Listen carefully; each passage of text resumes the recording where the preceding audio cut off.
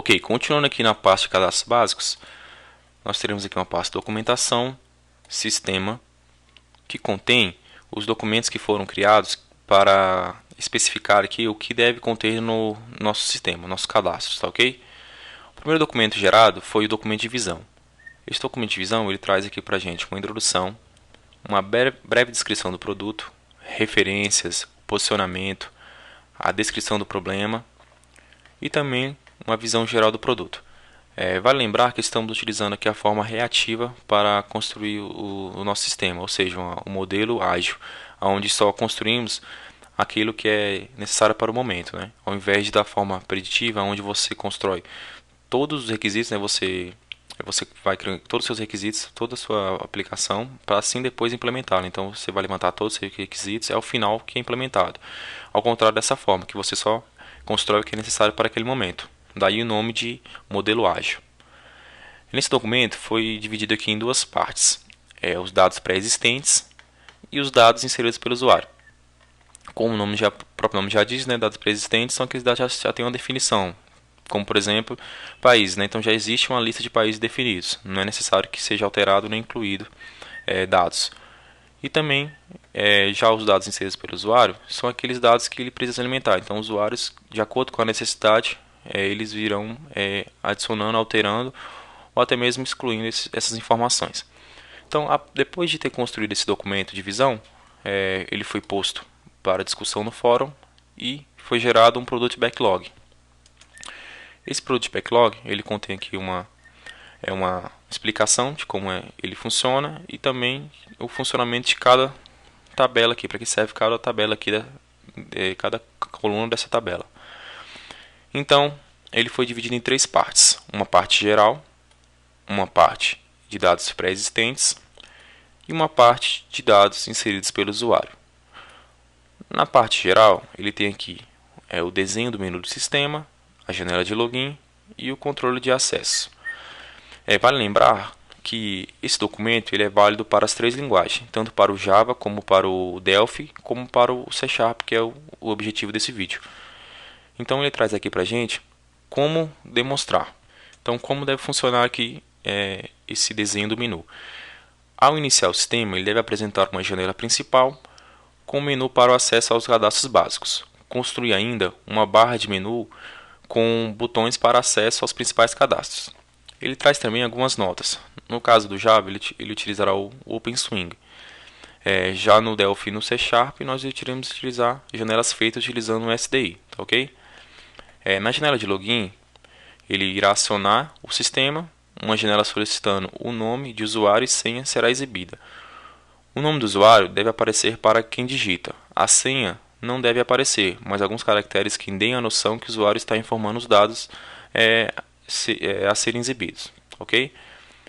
A janela de login, no caso do Java, ele utilizará o padrão do OpenSwing. No Delphi e no C Sharp, a janela será criada do modo utilizando requisitos da linguagem. Né? No caso do C Sharp, nós iremos utilizar uma janela criada com o WPF. Né?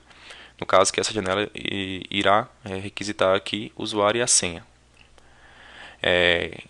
Validados na regra de negócio que esses dados devem ser cadastrados no banco de dados. Então nós teremos que pegar esses dados fornecidos pelo usuário e validar no banco de dados para ver se ele tem, se esse usuário existe no banco de dados, ok?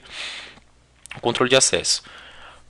Cada vez que um usuário tenta acessar um cadastro, incluir, alterar, excluir também, ele deve acionar aqui o controle de acesso. Então, esse controle de acesso que ele irá validar para ver se aquele usuário ele tem permissão para executar determinada tarefa.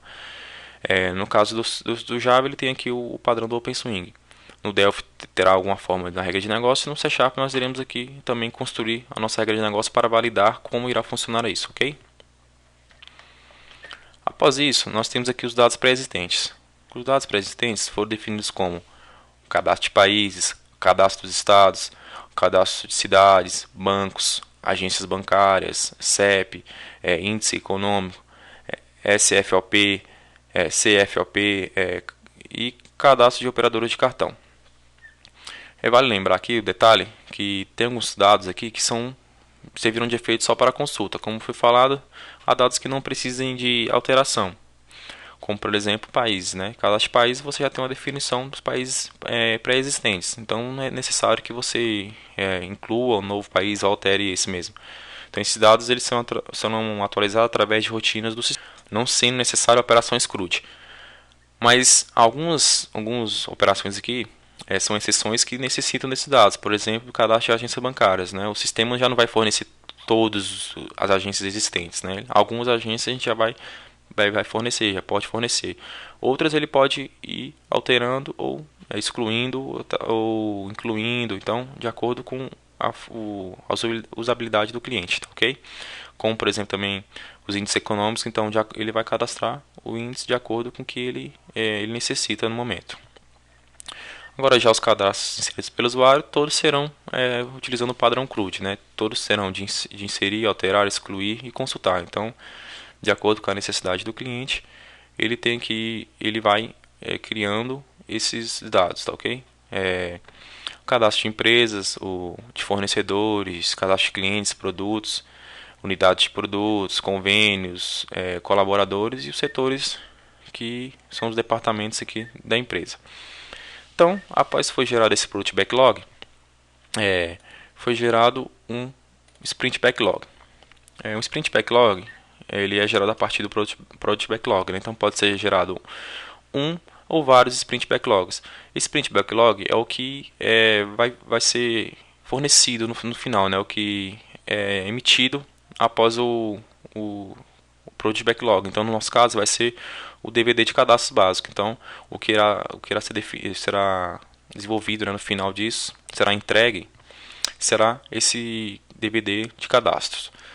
Então, ele contém aqui a definição dos cadastros que nós iremos utilizar, né, a parte geral, como no Product Backlog, e também os dados pré-existentes e os dados inseridos pelo usuário. Então, podemos perceber a parte de você analisamos aqui o documento de visão, os cadastros até aqui no Sprint Backlog foram mudados, tivemos algumas alterações nas definições. Isso por causa que tudo foi o que lançamos primeiro o documento de visão. Esse documento de visão foi gerado uma discussão, depois jogado para o Backlog. Então, a partir dessas discussões que contém aqui dentro do fórum, dentro do T2TI, no conteúdo, no fórum de cadastro, discussão geral, nós tivemos aqui algumas discussões que levaram a alterações do modelo aqui desses cadastros, tá ok? Então, podemos analisar que tiveram várias discussões referentes aos cadastros, como por exemplo os cadastros básicos. Nós tivemos aqui uma discussão com 71 posts, tá? Então,